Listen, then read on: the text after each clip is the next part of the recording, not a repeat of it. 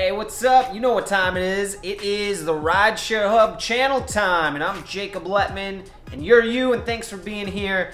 And let's talk about this pandemic and financial assistance, and more specifically, the EIDL loan, which is the Economic Injury Disaster Loan, which is put forth by the SBA, the Small Business Association, and the loan is essentially for businesses that are going through an economic injury disaster, right? Like it says in the title. What's happening with this pandemic across the states definitely falls into that category. So before all of this, you know, it's for things like hurricanes, tornadoes, natural disasters, fires, things like that, or crashing of the economy. So it's been around for a while. Anyway, what happened was earlier this year, end of March, when the stimulus bill was passed, and I think it was, I keep forgetting now. It's been so long. $2.2 trillion maybe. Is that right?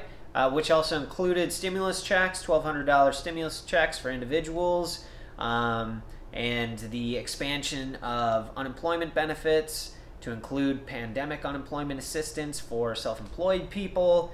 And they also put a lot of money, federal government put a lot of money into these SBA loans, which are the EIDL loan, which I just mentioned, and the PPP loan, which is the Paycheck Protection Program loan. And a lot of people didn't know that those loans, gosh dang, they went so fast. And then they passed federal government passed an extension of that where they put more money into those programs. And then that went, again, pretty quickly. And so if you were able to get your hands on them, awesome. Now, PPP loan, right? So when at first, I also didn't think that it was for self-employed people with technically no employees, one employee. I thought it was for small businesses with more employees than that.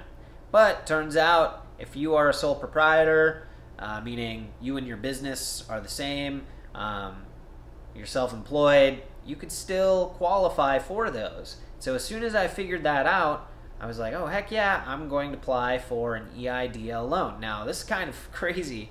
And first, before I tell you this story, the reason why I chose the EIDL loan and not the PPP loan is because of this. PPP loan, Paycheck Protection Program loan, you have to use those funds for your paycheck or for your payroll, right? So you have to pay yourself from those to make up for loss of wages, talking if you're self-employed. Now, the problem with that is if you do that, then you're not able to claim unemployment insurance benefits. So you really had to weigh out the pros and cons of, is this going to be better to do this? And also, there are a lot of stipulations involved with, right? So you can get the PPP loans forgiven.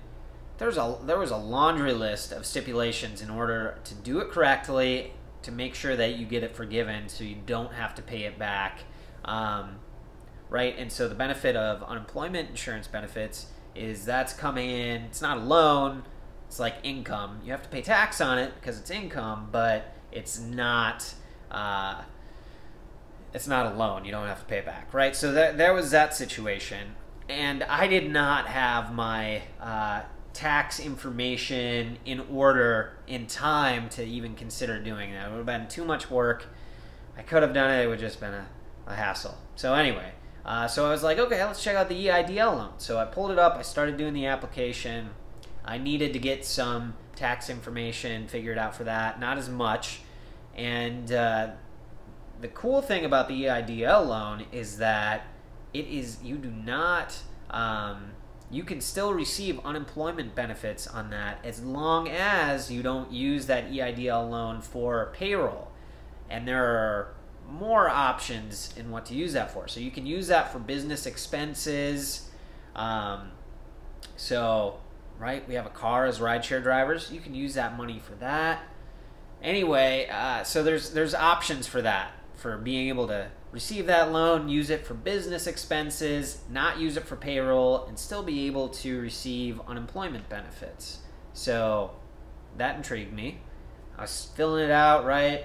And I needed to do some tax work. I was working on it, but I was also golfing, enjoying as much life as I could. And then I realized that those loans were going like that. Now this worked out so in my favor. I never closed out that application. I kept it minimized, so when I pulled it back up, it kept my spot in line. So even after they had announced that those loans ran out of money, I was able to still put my application through.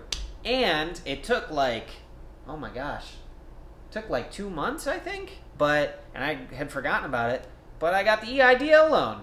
So that was cool. So that was for $10,000. So that's what I qualified for. And then on top of the $10,000, I also received, they were doing advances, so I received a $1,000 advance, which I do not have to pay back. There was a lot of misinformation at first saying that, like, you can get $10,000 for free, you don't have to pay it back. That wasn't the way it worked.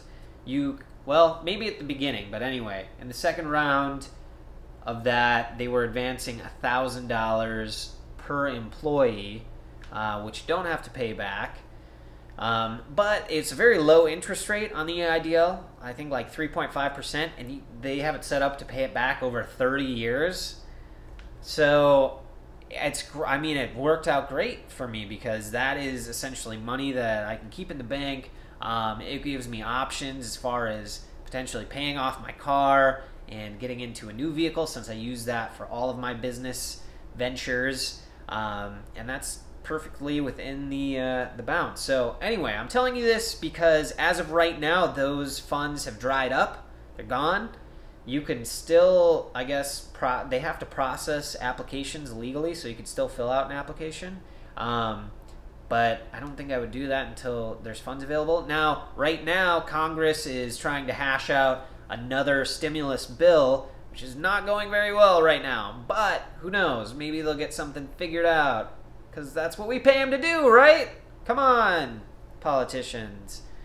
Anyway, so if they do pass it, be on the lookout. If either of these loans sound like something that could help you out, then there very well could be more funds being allocated to both of those programs to help out small businesses, which includes you as a rideshare driver, even being just you self-employed. All right, you guys, so that's what I got for you. If you have any comments, thoughts, concerns, let me know. Get down in the comment section below. I'm Jacob Letman. This is the Rideshare Hub. Thanks for being here. Until the next time, you guys, stay safe out there.